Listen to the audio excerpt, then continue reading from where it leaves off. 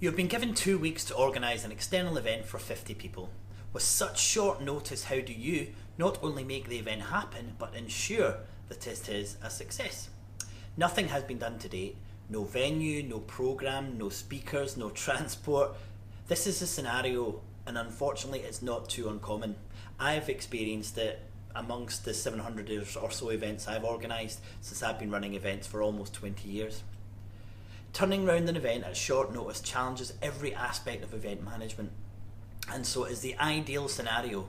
I hope to explain my process for organising an event, and it's a process for managing every event everywhere. Now, during my time running events, I've come to realise that every event is different, but they all follow a very similar process, and I hope I can distill my experience from a whole host of events in a lot of different environments by using the scenario we have come up with today. Now, I've managed large conferences in Barcelona, Edinburgh and Amsterdam, gala dinners in London and Hong Kong, exhibitions and music festivals in London, and I've always used the same process. While running 3 large commercial event departments, I made sure all my team followed the same process. So I hope you can see it's an exceptionally robust process. So let's get started.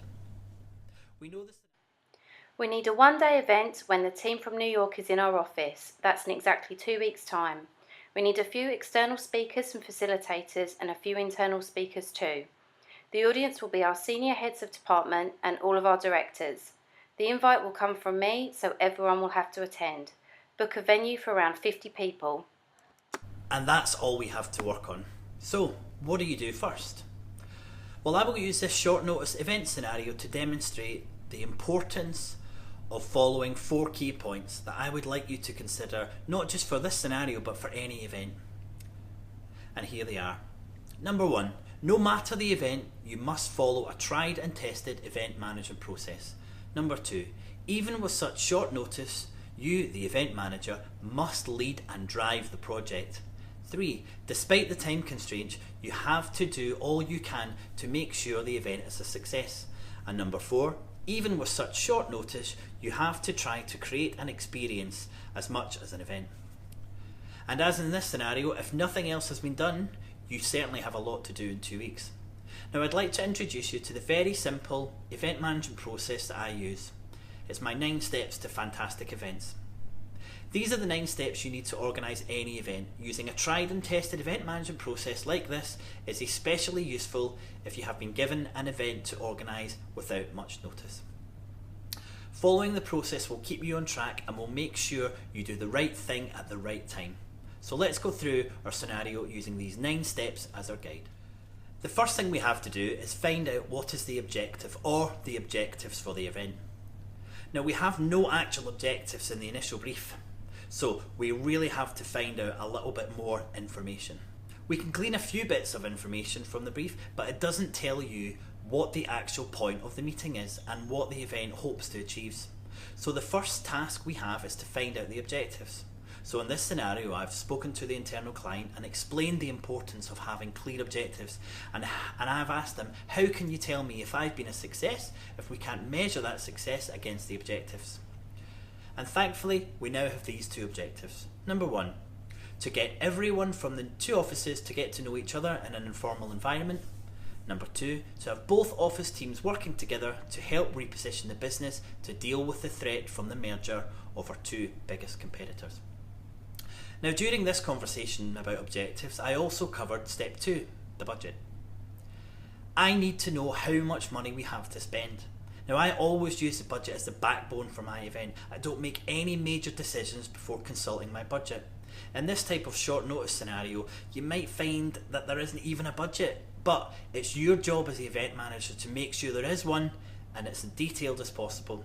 I actually have a template which you can download from the PPA resources pages. The objectives and the budget steps are often missing when the event organiser is under time pressure. Now, in this scenario, we've found out we have £10,000 budget to cover everything. It's easy and understandable to get stuck into organising the event when you know you don't have much time. However, you have to start building an event on the right foundations. You need to know what the event is supposed to achieve, the objective, and what money you have to achieve it, the budget. These should be the first 2 steps when organising any event. The next step is to do some market research. Again, because you don't have much time, it would be easy to choose a date and a venue and start booking speakers. However, you do still have time to speak to a few people and to find out more about the event. Now, as you can see, this is only a handful of calls, emails or meetings, and you would have only taken a few hours, but already you have all of the most important information to hand. Now, I hope this demonstrates my first two important points. The first one is the need for a structured event management process, but I also hope that it demonstrates the second one, which is even with such short notice, you, the event manager, should be able to lead and drive the project. The next step is to secure the key factor. Now, for an event like this, the key factor will be the venue. The venue will be the most expensive part of the event, and considering the short notice, the right type of venue may in fact be in short supply, so you have to get on that as soon as possible. Now, it's at this step, but not earlier, that you must look at your venue. So I had one particular chief executive officer who told me that he wanted the next staff away day to take place at the hotel he'd just spent the weekend. Now, it was a lovely hotel, a really nice, beautiful, rural place, and it looked like a great hotel. However, straight away I could tell it would have been more expensive than previous years, and it actually looked a little bit small. But of course, I couldn't just tell the chief executive officer that the staff away day couldn't happen there. So instead I said, wow, it looks fantastic, what a great venue. But before we decide on the venue, which as you can see is step 4 in my event management process, I actually had my 9 steps printed out and pinned out to my desk. We need to find some time to cover objectives, budget and some initial research. Then I'm sure we can book that venue. So what do you think transpired? Of course, once we looked at the objectives and the budget, memory of the country retreat slipped away. We of course ended up with a much more cost effective and much more suitable venue. Now, this shows the power of the 9 steps. I'm sorry, Mr. Chief Executive Officer, but it's not me saying no, it's this pesky event management process that we organisers have to follow. Now, the 9 steps or any similar event management process is a great tool for taking the blame away from any controversial decisions that you as the event manager have to make. Now, following this process allows you to remain in charge. This is an important event for the business, and it'll be to your great credit that you've been able to take charge of it. Now, the next step is to send out those invites and find out if the draft plan for the day is what people are expecting. This initial marketing step, step 5, should in this case be used to make sure the initial plan for the event will connect with the attendees. So I would call a few of them and ask them their views on the content you have so far, and perhaps ask if they know anyone who could deliver the content, or maybe ask them if they've attended an event in the venue that you've provisionally chosen. This is really your confirmation stage. The final part of this stage should be to receive feedback from the owner of the event. Feedback from the internal client in this example is really important at this stage. And also, it's an opportunity for you to demonstrate how much you've done in such a short period of time. Now, this is where I'd like to introduce my third key point. Despite the time constraints, you have to do all you can to make sure the event is a success. It's essential that the event you organise adds as much value to the business as possible. A short lead-in time should not be a reason to run an event that doesn't add value to all the participants. If you follow the right process and you stay in charge, you can deliver a successful event. So before we move on, now realistically the first 5 steps could be done over the first couple of days. So you still have plenty of time for stage 6 and stage 7. Now, it's during these 2 steps when the vision for your event becomes a reality. Step 6 is to secure the remaining parts of the event. It's securing the speakers and the facilitators, deciding on what event technology you may or may not want to use, how you get your attendees to and from the venue, what you will hire or use to give your attendees the right type of experience. Basically, all the big important things that are left should be sorted out now. You are of course guided by your objectives, which help you measure your success and your budget. So in this scenario, we've got £4,000 left after we've paid for the venue. Now, that's not much to make an event a success, so I want to answer that with my 4th and final key point. Concentrate on making it an experience that your attendees will never forget. Now, I'd like to pause here for a moment as I've just given you my 4th and final key point, and I want to make sure the final one is clear.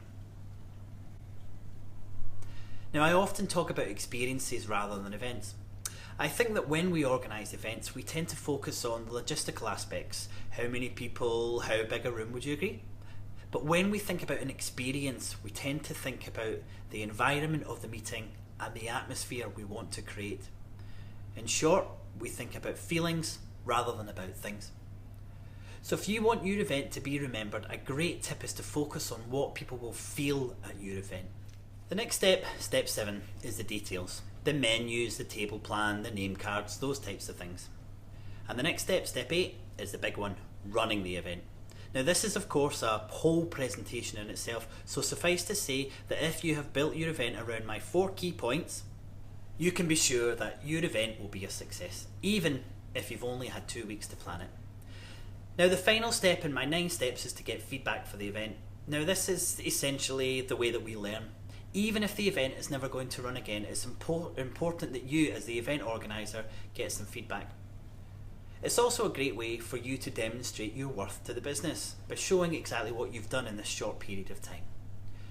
So, I hope that by using this scenario you have seen how important it is to stay in charge, use a tried and tested event management process, never to lose sight of the success, and to consider the experiential element of an event.